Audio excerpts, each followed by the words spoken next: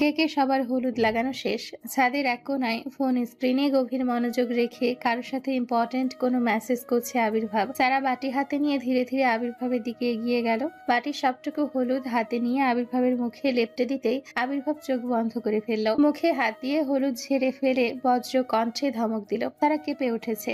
আবির্ভাব ফোন পকেটে ঢুকিয়ে সারা দুই বাহু খামচে ধরে চিবিয়ে বলল, হাউ ডেয়ার ইউ! একটু সুযোগ দিয়েছি আর মাথায় উঠে পড়েছেন? আপনার সাহস কি করে হলো আমার গায়ে হলুদ লাগানোর? আমি এই জন্য এ ধরনের অনুষ্ঠানে আসতে চাই না। যত সব মিডিল ক্লাস চিন্তা ভাবনা। বয়স তো হয়েছে, এখনো নিজেকে কি বাচ্চা মনে করেন? আমার চোখের সামনে একদম আসবেন না, চলে যান এখান থেকে। সারা দু চোখ অশ্রুতে ভিজে উঠেছে। অপমানে সারা শরীর কাঁপছে। ঠোঁট কামড়ে কান্না আটকানোর চেষ্টা করছে।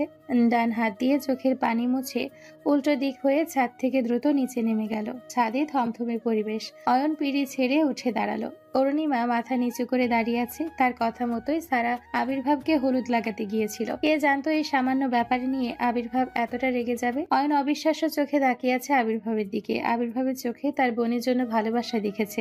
যত্নেই ভালোবাসায় প্রতিটা মুহূর্তে কিভাবে আগলে রেখেছে সেটা নিজের চোখেই দেখেছে। তবে আজ কি এমন হলো যে আবির্ভাব এভাবে রিয়াক্ট করলো? ছবির মুখ থেকে হলুদ ঝেড়ে ধীরে ধীরে আবির্ভাবের পাশে গিয়ে দাঁড়ালো। মৃদু কণ্ঠে ডাক দিল, ভাইয়া। আবির্ভাব ছাদের রেলিং ধরে আকাশপানে তাকিয়ে আছে। সেদিকে মনোযোগ রেখেই বলল, আপনার কি খুব মন খারাপ ভাইয়া? কি হয়েছে বলুন না প্লিজ। আপুকে এভাবে বকা দিলেন কেন? আবির্ভাব দীর্ঘশ্বাস ফেলে ঘুরে তাকালো। ছবির কাছাকাছি এসে মাথায় হাত রেখে বলল, মন খারাপ না, আমি একদম ঠিক আছি।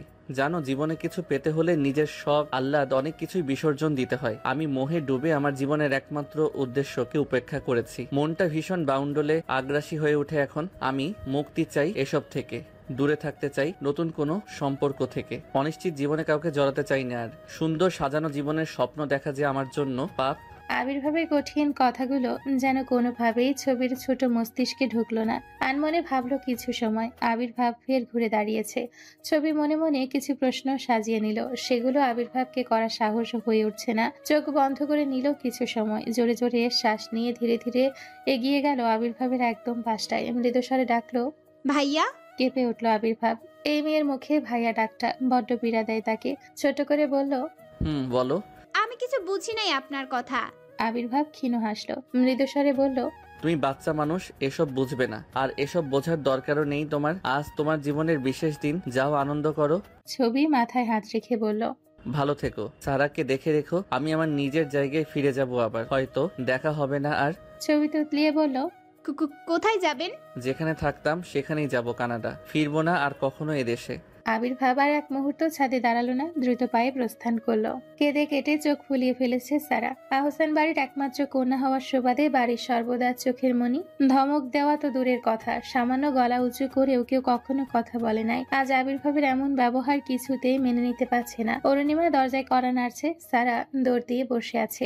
কয়েকবার কড়া নেড়ে অনুরোধ স্বরে বলল, সারা, দরজা খোলো, পার্লার থেকে লোক এসেছে। তুমি না গেলে ছবি সাজতে বসবেই না। সবাই এত জোর করছে তবুও রাজি হচ্ছে না। প্লিজ এসো না। তুমি কি চাও বিয়ের দিন মেয়েটা একটু না জেনে ওভাবেই থাকুক? সারা দরজা খুলল। ভেজা চুলের পানি টপ টপ করে মেঝেতে পড়ছে। একগোছা চুল মুখের উপর ছড়িয়ে ছিটিয়ে আছে। অরুণিমা কিছু বলার জন্য মুখ খুলতে গেলেই হাত তুলে চুপ করিয়ে দিল। দাঁত দিয়ে আটকে রাখা ক্লিপ হাতে নিয়ে চুল খোপা করে নিল। অরুণিমাকে পাশ কাটিয়ে সামনে এগিয়ে এসে আবার দাঁড়ালো। অরুণিমা দরজার পাশে তখনও ঠায় দাঁড়িয়ে আছে। দীর্ঘশ্বাস ফেলে ক্ষীণ গলায় বলল, দাঁড়িয়ে আছো কেন? এসো। আমার জন্য তোমাকে অপমানিত হতে হলো। আমি দুঃখিত। সত্যি আমার উচিত হয় না ভাইয়াকে হলুদ মাখানোর জন্য তোমাকে জোর করা। তারা চোখে অগ্নি জ্বলে ওঠে। ঠোঁট কাঁপে রাগে। কপালে ভাঁজ পড়ে। গাল তীক্ষ্ণ হয়ে যায়। দৃষ্টি তীক্ষ্ণ শুলের মতো সবকিছু যেন ধ্বংস করে ফেলবে। মুখাবয়বে কোনো কোমলতা নেই। ভয়ঙ্কর ক্ষোভের ছাপ। তবে সারা মুহূর্তের মধ্যে নিজেকে সামলে নিয়ে মৃদু গলায় বলল, আমার সামনে ওনার নাম একদম নিবে না। আমি ওনার নাম শুনতে চাই না। অরুণিমা কথা বলল না, শুধু ঘাড় নাড়ল। সারা রাগলে নিজের ওপর রাগ দেখাবে, নিজের কোনো ক্ষতি করে বসবে। তার চেয়ে চুপ থাকাটাই শ্রেয়। রিসেপশনের জন্য সবাই ক্লাবের উদ্দেশ্যে রওনা হয়েছে। অয়না ছবির জন্য বরাদ্দ গাড়িটি গোলাপ আর রজনীগন্ধার স্টিক দিয়ে সাজানো হয়েছে। গাড়িটি এখনো আহসান মঞ্জিলের সামনে দাঁড়িয়ে আছে। অয়ন সবাইকে আগে চলে যেতে বলেছে। ছবিকে নিয়ে সে ধীরে সুস্থে যাবে জন্য। পাভেল সাজানো গাড়ির সামনে বিরক্তি ভরা মুখ নিয়ে দাঁড়িয়ে আছে। প্রেম এক নাগারে গালি দিয়ে যাচ্ছে অয়নকে। পাভেল চবর গিয়ে উচ্চারণ করে বলল, তোর কষ্ট মুখখানা একটু বন্ধ করবি? করবো না বন্ধু। কি করবি তুই? ওভাবে তেড়ে আসছিস কেন? মারবি আমাকে? দেখ, মাথা ঠিক নাই, 2 ঘা বসিয়েও দিতে পারি। এই শালারে কি বুঝাইলাম দুইজন মিলে? এত কিছুর পর এমন সিদ্ধান্তের উপর আমার ছেঁড়া জুতোর বাড়ি। উফ, চুপ কর না। এটা নিয়ে আমি কি কম বিরক্ত? এত বোঝানোর পরও ছেলেটা কোনো কথা শুনলো না, সেই নিজের সিদ্ধান্তের উপর অটুট। আজ সেজেছে ছবি, অফ হোয়াইট কালারের বেনারসির সাথে গোল্ডেন অর্নামেন্টস, ভারী মেকআপ, ওনা নাক বরাবর টেনে দিয়ে সেপ্টেপিন আটকে দিল সারা। ছবির চোখ বেয়ে কয়েক ফোঁটা জল গড়িয়ে গলার ভাঁজে এসে পড়ল। কেমন অস্থিরতা! বিয়েটা তো তার ইচ্ছে হয় নাই। অয়নকে নিয়ে কোনো জল্পনা কল্পনা ছিল না তার মধ্যে। তবে অয়নের এমন সিদ্ধান্তে প্রচুর কান্না পাচ্ছে তার। কান্না আটকে রাখার দরুনে বারবার হেঁচকে উঠছে। তারা বারবার ছবির মনের অনুভূতি উপলব্ধি করার চেষ্টা করছে। মেয়েটা তার থেকে বয়সে বেশ ছোট, অথচ এইটুকু বয়সে এত বড় ধাক্কা সামাল দিবে কিভাবে সেটাই যেন ঠাউর করতে পারছে না। দুজনের মধ্যে নীরবতা ভেঙে ছবির হাত ধরে মৃদু স্বরে বলল, চলো, বাইরে গাড়ি দাঁড়িয়ে আছে, আমাদের এক্ষুনি বের হতে হবে। ছবি যেন এবার নিজেকে সামাল দিতে পারল না, জাপটা জড়িয়ে ধরলো সারাকে। হাউমাউ করে কেঁদে উঠল, কান্না জড়িত কণ্ঠে বলল, আমি কোথাও যাব না আপু, ওনাকে বলুন না। আমি আর কখনো ওনাকে জ্বালাবো না। উনি যেভাবে বলবে আমি সেভাবেই থাকবো। কখনো কোনো কিছু নিয়ে বায়না করব না। শুধু আমাকে এ বাড়িতে রেখে দিক। আপনাদের বাড়িতে তো অনেক কাজের লোক থাকে, আমাকে তাদের মধ্যে একজন ভেবে রেখে দিন না এখানে। সারা এবার নিজের চোখের পানি লুকিয়ে রাখতে পারল না। অশ্রুতে চোখ ভরে উঠেছে তার। কেমন ঝাপসা লাগছে সবকিছু। এক হাত দিয়ে ছবির মাথায় হাত বুলিয়ে অন্য হাত দিয়ে নিজের চোখের পানি মুছে নিল। নাক টেনে বলল, তোমার যেটা করলে ভালো হবে ভাইয়া সেটাই করবে। তুমি প্লিজ ভাইয়ার উপর একটু ভরসা রাখো। বাইরে দাঁড়িয়ে দুজনের কথোপকথন স্পষ্ট শুনল অয়ন। কেমন দম বন্ধ লাগছে, মনে হচ্ছে দেহ থেকে আত্মাটাকে টেনে হিঁচড়ে কেউ বাইরে বের করে আনছে। অস্থিরতায় হাত পা কাঁপছে, অশ্রুতে চোখ ভিজে উঠেছে। তবে মুহূর্তে সেই পানি লুকিয়ে থপথপে শব্দ করে রুমের মধ্যে প্রবেশ করলো অয়ন। গম্ভীর গলায় বলল, আমাদের এখন বের হতে হবে। সারা শাড়ির কুচি হাত দিয়ে একটু উঁচু করে ধরে দ্রুত পায়ে অয়নের সামনে এসে দাঁড়ালো। ব্যস্ত কণ্ঠে বলল, ভাইয়া আর একটা বার ভেবে দেখলে হতো না? মেয়েটা কষ্ট পাচ্ছে। তুমি তো এমন ছিলে না ভাইয়া, এমন নিষ্ঠুরের মতো আচরণ কেন করছো? অয়ন মুখের গাম্ভীর্য বজায় রেখে বলল, আমি ভেবে চিন্তে সিদ্ধান্ত নিয়েছি, আর এই সিদ্ধান্তে কোনো রকম নড়চড় হবে না। সময় নষ্ট না করে দয়া করে এসো। সারা হতাশ মুখে তাকালো অয়নের দিকে। এতবার বোঝানোর পর কোনো কাজ হলো না। চোখ ঘুরিয়ে ছবির দিকে একবার তাকালো। মেয়েটার মুখের দিকে তাকানো যাচ্ছে না, অথচ আজকের দিনটা ছবির জন্য খুব স্পেশাল হওয়ার কথা ছিল। দীর্ঘশ্বাস ফেলে অয়নের দিকে তাকিয়ে বলল, দেখো, তোমার যেটা ভালো মনে হয় সেটাই করো, তবে আজকের এই সিদ্ধান্তটা না যেন তোমার দীর্ঘশ্বাসের কারণ হয়। একদিন এটা নিয়ে আফসোস যেন না করতে হয়।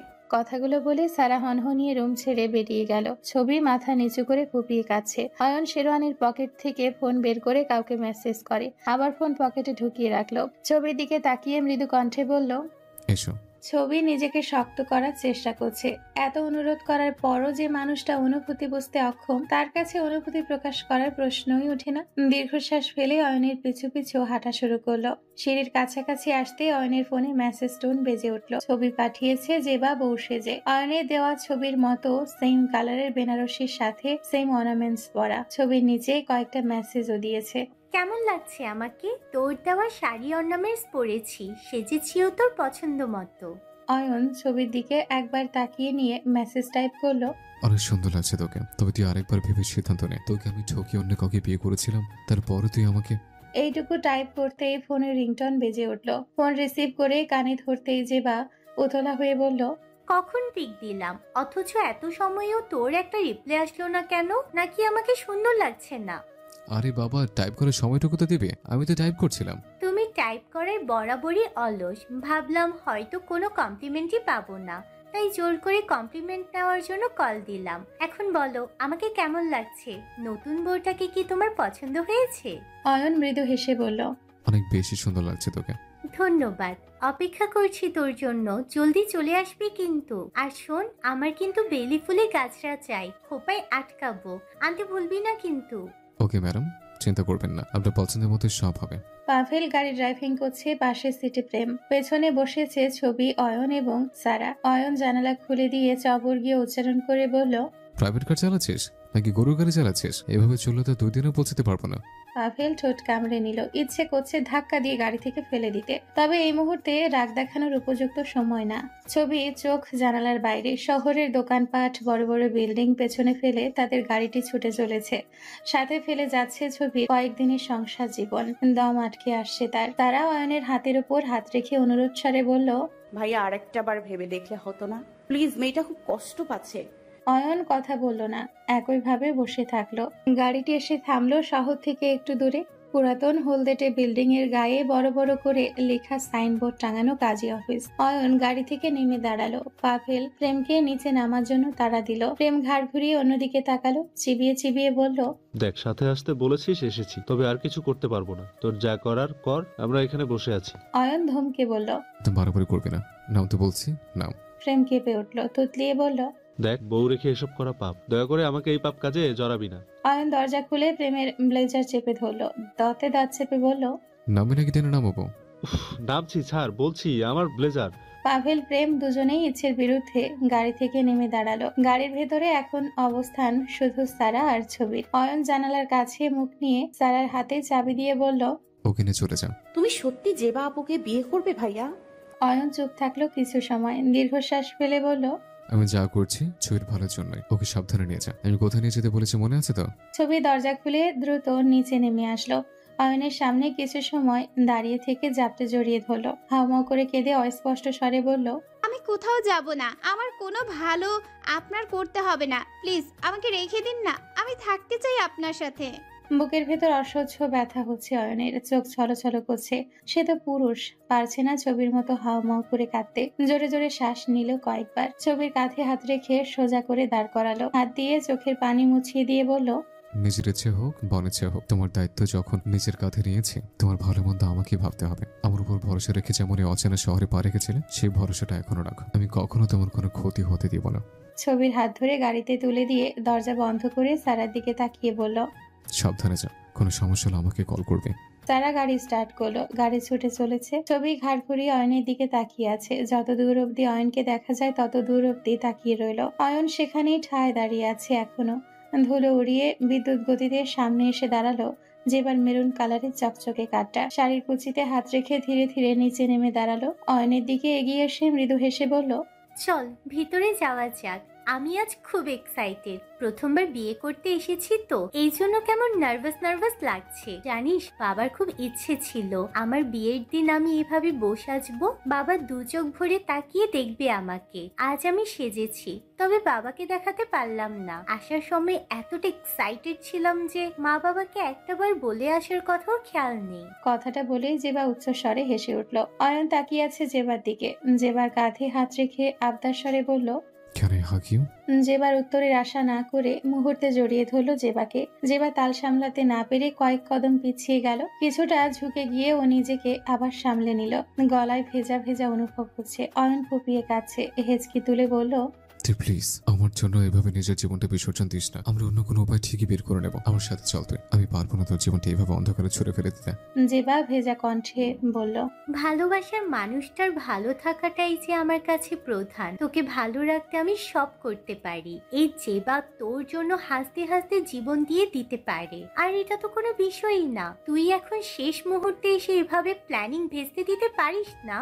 আমি তোর প্ল্যানিং এ কখনো সম্মতি জানাইনি। আমি জেনে শুনে তোর লাইফ রিস্ক নিতে পারি না। সামারায় কনভেনশন সেন্টারের সামনে গাড়ির সারি থেমে আছে। ভেতর থেকে মৃদু আলো আর নরম সুর ভেসে আসছে। ছবি আর অয়নের রিসেপশনের জন্য পুরো হলটা ফুল লাইট আর ঝাড়বাতি দিয়ে সাজানো হয়েছে। প্রবেশ পথে সাদা গোলাপের মালা, লাল গালিচা আর উচ্চ আলোর মধ্যে দিয়ে অতিথিরা ঢুকছে। শাহানারা রায়ানকে তাড়া দিয়ে বলল, তোর ভাই ভাবি এখনো এসে পৌঁছালো না কেন? ওদের কোনো বিপদ হলো না তো? আমার কেমন টেনশন হচ্ছে, একটু দেখ না বাবা। বড় আম্মু, তুমি টেনশন করো না তো, আমি কল করেছিলাম, কিছুক্ষণের মধ্যে চলে আসবে।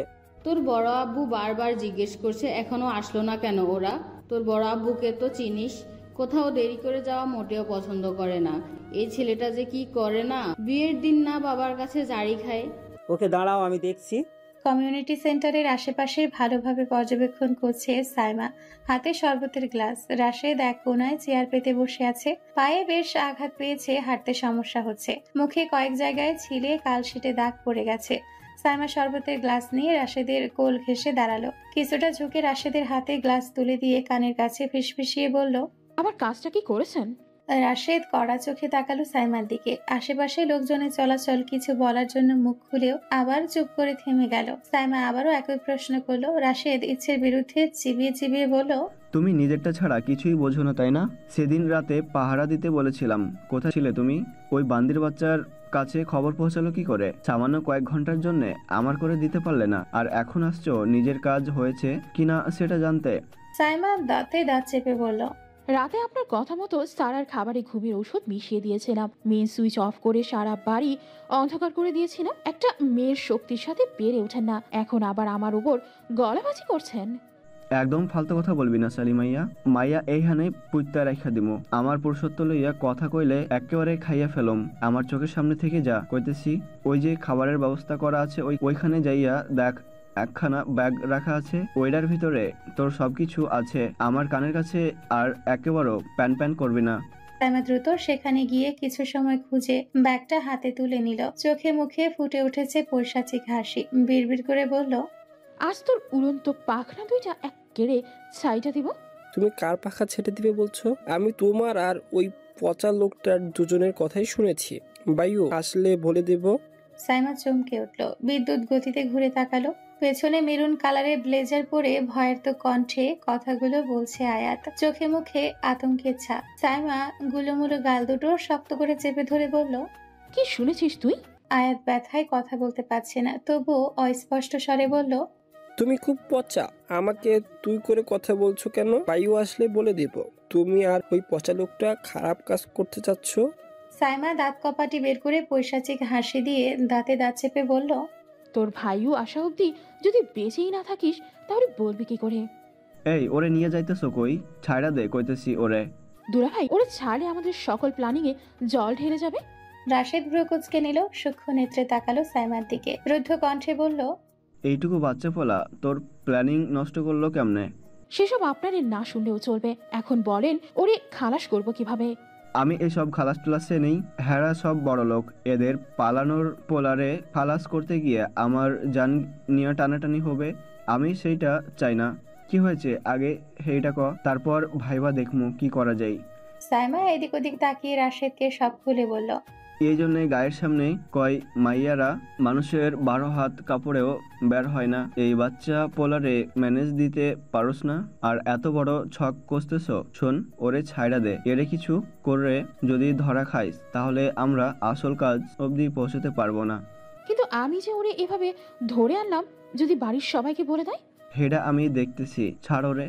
সাইমা আয়াতের চোখ থেকে কাপড় খুলে দিল। ছোট আয়াতের মুখমণ্ডল আতঙ্কে লাল হয়ে গিয়েছে, ফুপিয়ে কাঁদছে।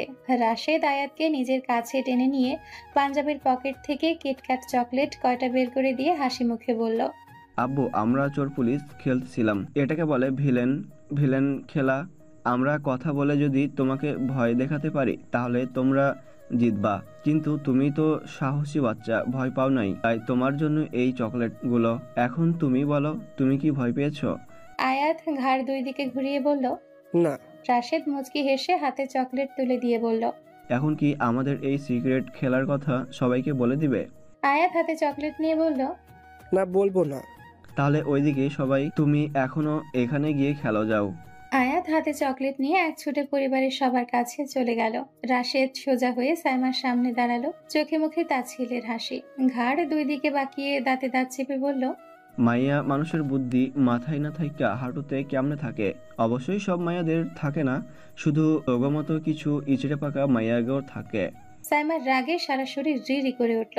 দত্তে দাঁত চেপে বলল, বড় বড় কথা না বলে কাজের কাজ করেন। সকালে তো মিস্টার চৌধুরীর হাতে মাইর খেয়া উপরে টিকিট কনফার্ম করতে বসেছিলেন, এখন আবার খুব কথা ফুটেছে দেখছি।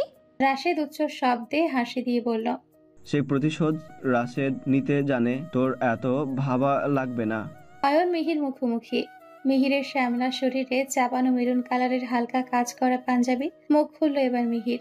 শোন, আমি সবিরে নিয়ে যাচ্ছি, ওরে আমি জায়গা মতো পৌঁছে দিব। অয়ন হাসলো খানিক, মৃদু কণ্ঠে বলল, কিন্তু তুই না বললি ছবির ভালোবাসার মানুষকে সাথে নিয়ে আসবে, দুজনকে কাজে অফিসে বিয়ে দিয়ে তারপর নিয়ে যাবে। মিহির আমতা আমতা করে বলল, সেটাই তো চেয়েছিলাম, কিন্তু ছেলেটা বড্ড ভালো মানুষ রে। তুই যদি কষ্ট পাস সেটা ভেবে ও আর তোর সামনে আসতে চায় না। আমি বিষয়টা ভেবে দেখলাম, তোকে এখানে না নিয়ে আসাটাই ভালো। অয়ন মুখ গোল করে ছোট করে বলল। ও। পাশে দাঁড়িয়ে রাগে হাত কচলাচ্ছে প্রেম এবং পাভেল। প্রেম পাভেলের কানে কানে ফিসফিসিয়ে বলল, বিশ্বাস কর, মন চাচ্ছে এখানেই খতম করে ফেলি। এই অয়নের মাথায় যে কি সব চলছে, এত কাহিনী না করে শেষ করে দিলেই তো খেল খতম। চুপ কর, অয়ন কি করে সেটা আগে দেখতে দে, তারপর না হয় আমরা অ্যাকশন নিব। মিহির যেবার হাত চেপে ধরল। অয়নের দিকে তাকিয়ে ক্যাবলা হেসে বলল, আসলে আমরা এখন আসি। মিহির যেবার হাত ধরে কালো মাইক্রোবাসে গিয়ে উঠল। যেবার হাত পা কাঁপছে, এক অনিশ্চিত জীবনে পাড়ি দিতে চলেছে সে। মিহির যে মুহূর্তে জানতে পারবে তার সকল প্ল্যানিং ফেল করেছে, হয়তো তখনই তার শেষ দিন হবে। অয়ন চোখ বেয়ে পানি ঝরছে। পাভেল অয়নের কাঁধে হাত রেখে বলল, মেয়েটার যে কি হবে। কিছু হবে না, ওকে হাতে নাতে ধরতে গেলে এই পথ অনুসরণ করা ছাড়া আর কোনো উপায় ছিল না। ছবির সাথে যা হচ্ছে বা অতীতে যা হয়েছে সব কাজের পেছনে আরো কারো হাত আছে, এটা বের করতে হবে। ঘোমটার আড়ালে ছবির বদলে গাড়িতে জেবাকে দেখে হুঙ্কার ছাড়ল মিহির। আহত সিংহের ন্যায় খাবলে ধরল জেবার গলা। জেবার নিঃশ্বাস বন্ধ হয়ে আসছে। মিহির দানবীয় শক্তি নিয়ে দুই হাত দিয়ে জেবার গলা চেপে ধরেছে। দাঁতে দাঁত চেপে বলল, সেদিন তোরে খুন না করে ছেড়ে দেওয়াই আমার ভুল হয়েছিল। জেবা মিহিরের হাতের উপর থেকে হাত সরিয়ে কোমর থেকে আলগোছে রিভলভারটা বের করে মিহিরের দিকে তাক করলো। কাপা কাপা স্বরে বলল, অনেক প্ল্যানিং করেছিস, বাপেরও বাপ থাকে। তোর প্ল্যানিং এ পানি ঢেলে দেওয়া মানুষ এসে গেছে, আমার কিছু করতে পারবি না তুই। মিহিরের চোখে মুখে আতঙ্ক, ভয়ার্ত কণ্ঠে বলল, ওটা নামা। জেবা উচ্চ স্বরে হেসে বলল, কেন ভয় পাচ্ছিস? তুই না বীর পুরুষ, তাহলে কিসের এত ভয়? মিহির তুতলিয়ে বলল, দেখ ভালো ভালো বলছি, নামা কিন্তু। ড্রাইভারের দিকে তাকিয়ে বলল, গোডাউনের দিকে গাড়ি ঘোড়া, এই শালির পাকনা আগে কেটে নেই, তারপর বাকি সব দেখা যাবে। জেবা উচ্চ স্বরে হেসে বলল, ড্রাইভার তোর কথায় কোথাও যাবে না, আমি যা বলবো সেটাই শুনবে। ড্রাইভার, থানার দিকে নিয়ে চলুন গাড়ি। তোর কথা শুনবে মানে? আমি নগদ 20,000 টাকা দিয়ে গাড়ি ভাড়া করেছি, সে তোর কথা কেন শুনবে? কারণ গাড়িটা তোর জমের আর ড্রাইভারটাও তারই। আমার জমকে? পাগলটাগুলো হয়ে গেলি নাকি? না, এখনো হয় নাই। তোরে আগে মারবো, তারপর যদি পাগল হতে হয় তখন হব। কথা বলার সময় একটু অন্যমনস্ক হতেই মিহির রিভলভার কেড়ে নিয়ে জেবার দিকে তাক করে ধরল। তুতলিয়ে বলল, গাড়ি থামাবি নাকি? এখানেই দুইটারে খতম করে দিব। ড্রাইভার গাড়ি সাইড করে থামাতেই মিহির দ্রুত গাড়ি থেকে নেমে পেছনের সিটে দৌড়ে ছুটে গেল। জেবা হুঙ্কার ছেড়ে বলল, গাড়ি থামালেন কেন? এখন এখন কি হবে? কেন করলেন এমন? ম্যাডাম, আপনার গায়ে গুলি করে দিত যদি গাড়ি না থামাতাম। দিলে দিত, আপনি আগ বাড়িয়ে এটা কেন করলেন? এখন কি হবে? সারা ছুটেছে গাড়ি নিয়ে। আবির্ভাব চলে যাবে দেশ ছেড়ে। ছবির কাছ থেকে এটা শোনা মাত্র নিজেকে আটকে রাখা সম্ভব হয়ে উঠে নাই। রাগ, জিদ, অভিমান সব সাইডে ফেলে ছুটেছে আবির্ভাবকে আটকাতে। এক নাগারে কল করেও আবির্ভাবকে ফোনে পাচ্ছে না, বারবার বন্ধ দেখাচ্ছে। সারা দিশে না পেয়ে শেখরের ফোনে কল করলো। প্রথমবারে রিসিভ হলো, তবে কণ্ঠস্বর অপরিচিত। সারা ব্যস্ত হয়ে বলল, কে আপনি?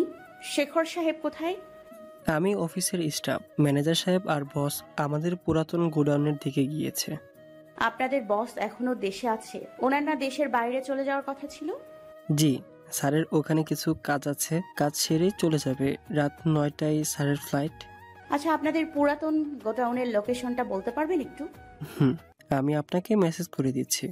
পুরাতন গোডাউনের অন্ধকার রুমে ময়লার স্তূপে বন্দি মোর্শেদ। কাঠের দরজায় ক্যাচকেচে শব্দে শিউরে উঠল মোর্শেদ। এই দরজা তার মুক্তির জন্য খোলা হয় না, যতবার খোলা হয়েছে ততবারই তার ভয়ঙ্কর শাস্তি অপেক্ষা করেছে। দুই হাত পকেটে গুজে বলিষ্ঠ দেহে সোজা হয়ে দরজার সামনে এসে দাঁড়ালো আবির্ভাব। পেছনে দাঁড়িয়ে আছে শেখর। আবির্ভাব ঘাড় ঘুরিয়ে শেখরের দিকে তাকালো। চোখের ইশারা করতে শেখর আবির্ভাবকে পাশ কাটিয়ে রুমের ভেতর প্রবেশ করলো। পেরেক দিয়ে আটকানো পর্দা এক টানে ছিঁড়ে ফেলে সুইচ বের করে সারা রুমে লাইট জ্বালিয়ে দিল। মোর্শেদ কনুই দিয়ে দুই চোখ ঢেকে নিল। দীর্ঘদিন আলো বাতাসের বাইরে থাকার দরুন এত আলো যেন তার চোখ ঝলসে দিচ্ছে। হাতের ফোন আর কিছু ফাইল শেখরের হাতে দিয়ে ধীরে ধীরে মোর্শেদের পাশে এসে হাঁটু গেড়ে বসলো আবির্ভাব। চোখে মুখে ক্রোধ, তবে ঠোঁটে অস্পষ্ট হাসি। হাত তুলে মোর্শেদ কনুই নিচে নামিয়ে দিল। মোর্শেদ ভয় কাঁপছে। আবির্ভাব মৃদু কণ্ঠে বলল, চাচা, আমার বোন কোথায়? আমি জানি না ছোট সাহেব। আবির্ভাব উচ্চ স্বরে হেসে উঠল।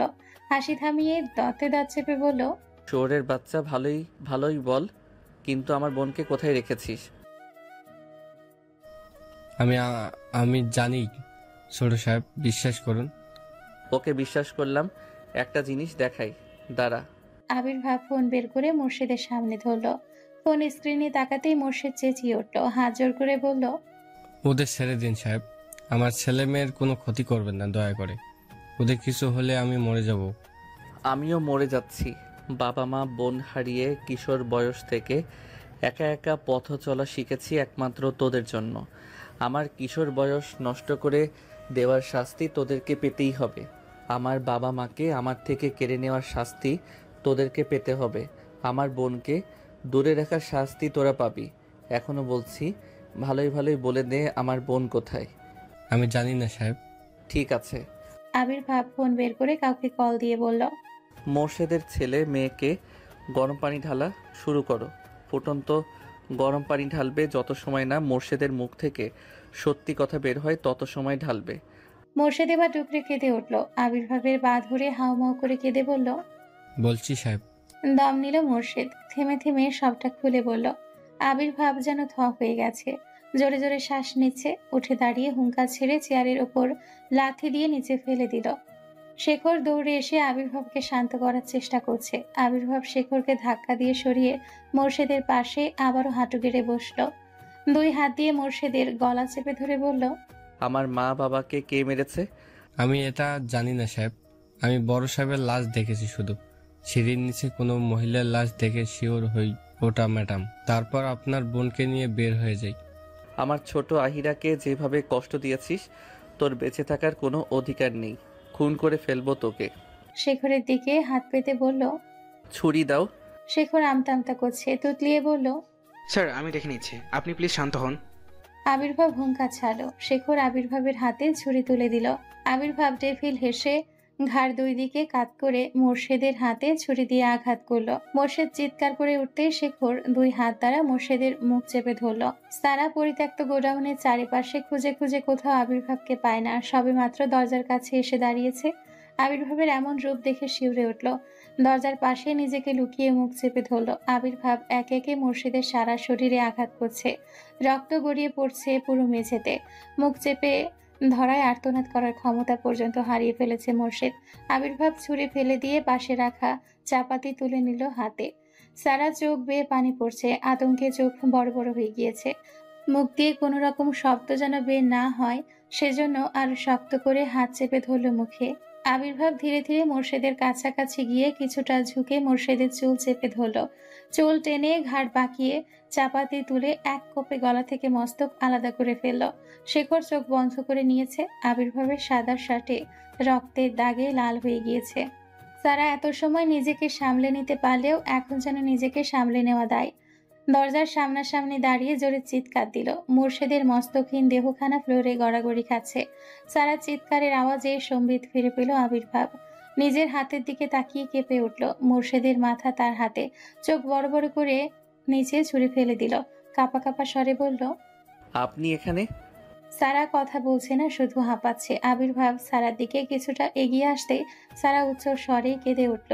তুতলিয়ে বলল, আমাকে মারবেন না প্লিজ। প্লিজ শান্ত হন, আমার কথাটা শুনুন। সারা ডুকরে কাঁদছে। এদিক ওদিক তাকিয়ে পেছনের দিকে ছুটে গেল। আবির্ভাবও ছুটছে পিছু পিছু। কিছুটা সামনে যেতে আবির্ভাব জাপটে ধরে ফেলল। সারা ভয়ে উচ্চ স্বরে কেঁদে উঠল। কান্না জড়িত স্বরে বলল, আমাকে ছেড়ে দিন প্লিজ, আমি কাউকে কিছু বলবো না। আবির্ভাবের চোখ লাল হয়ে আছে, হুঙ্কার ছেড়ে বলল, এখানে এসেছেন কেন? কে আসতে বলেছে আপনাকে এখানে? কি দেখেছেন বলুন। সারা চোখে হাত, চোখ বন্ধ করে বলল, আমি কিছু দেখি নাই। Very good. আমি এখন যা বলবো সেটাই শুনবেন। আমার কথার হেরফের করলে আমি আপনাকে কি করব সেটা কল্পনায়ও ভাবতে পারবেন না। সারা যেন থ হয়ে গিয়েছে, মুখে কথা নেই, চোখ বেয়ে পানি ঝরছে। এই মানুষটা চোখের দিকে তাকালে এত আপন, এত শান্তি লাগতো, তবে আজ একই রূপ দেখাচ্ছে তিনি। এতদিন যাকে স্বপ্ন দেখেছে, এক মুহূর্তে সব স্বপ্ন ভেঙে চুরে ছারখার হয়ে গেল। মুহূর্তেই অজ্ঞান হয়ে ঢলে পড়ল আবির্ভাবের বুকে। আবির্ভাব দম ছেড়ে সারাকে আগলে নিল। সাদেক আহসান হুঙ্কার ছেড়ে শাহানারাকে বলল, আমার ছেলে বৌমা কোথায়? এত সময় লাগছে কেন আসতে? আমার মান সম্মান ধুলো মিশিয়ে দেওয়ার প্ল্যানিং করেছে কি? তুমি শান্ত হও, রাইয়ান গেছে তো ওদের আনতে, খুব তাড়াতাড়ি চলে আসবে। সাদেক আহসানের দৃষ্টি প্রখর, কড়া গলায় বলল, আসলেই ভালো, আর যদি আমার মান সম্মান নষ্ট করে তাহলে খুব খারাপ হয়ে যাবে কিন্তু। শাহানারা বারবার গেটের সামনে তাকাচ্ছে। ছবি অয়ন কারো দেখা নেই। টেনশনে ঘাম ছুটেছে তার। বায়ু আর বউ এসেছে বড় আম্মু। আয়াতের কথা কানে যেতেই যেন মুহূর্তে প্রাণ ফিরে পেল শাহানারা। চোখ মুখ চকচকে হয়ে উঠল। কিছুটা ঝুঁকে আয়াতের বাহুতে হাত রেখে উৎফুল্ল কণ্ঠে বলল, কোথায় ওরা? আয়াত হাত উঁচিয়ে দেখালো। সবে মাত্র গেটে ঢুকেছে অয়ন। ছবি এবং পেছনে পেছনে আসছে পাভেল এবং প্রেম। সাদেক আহসান আজ অনেক খুশি। বিজনেস পার্টনার থেকে শুরু করে বন্ধু বান্ধব সবাইকে ডেকে ছবির সাথে পরিচয় করিয়ে দিচ্ছে। ধর্মীয়ভাবে রেজিস্ট্রেশন করে উভয়ভাবে আজ ছবি আর অয়নের বিয়ের কার্যক্রম সেরে ফেলবে সাদেক আহসান। কাজে এসেছে, সমস্ত ফর্মালিটিস শেষ করে বিয়ে পড়ানোর জন্য প্রস্তুতি নিচ্ছে। বিয়ে পড়ানোর জায়গায় সুন্দর ডেকোরেশন করা হয়েছে। সাদা পর্দার আড়ালে দুজনকে দুই দিকে বসানো হয়েছে। অরুণিমা মৃদু হেসে কিছুটা ঝুঁকে ছবির কানে ফিসফিসিয়ে বলল, আর কিছু সময় পর পার্মানেন্টলি আমার দেবরের হতে চলেছ, রেডি হও। ছবি লজ্জায় চিবুক নিচে নামিয়ে নিল। কাজী সাহেব বিয়ে পড়ানো শুরু করেছে। তন্মধ্যে অরুণিমার চিৎকারের আওয়াজে সবাই কেঁপে উঠল। ছবি কাঁপছে। মিহির ছবির গলায় কনুই ঠেকিয়ে মাথার সাথে রিভলভার তাক করে ধরে আছে। উপস্থিত সবাই চমকে উঠল। সাদেক আহসান চেঁচিয়ে বলল,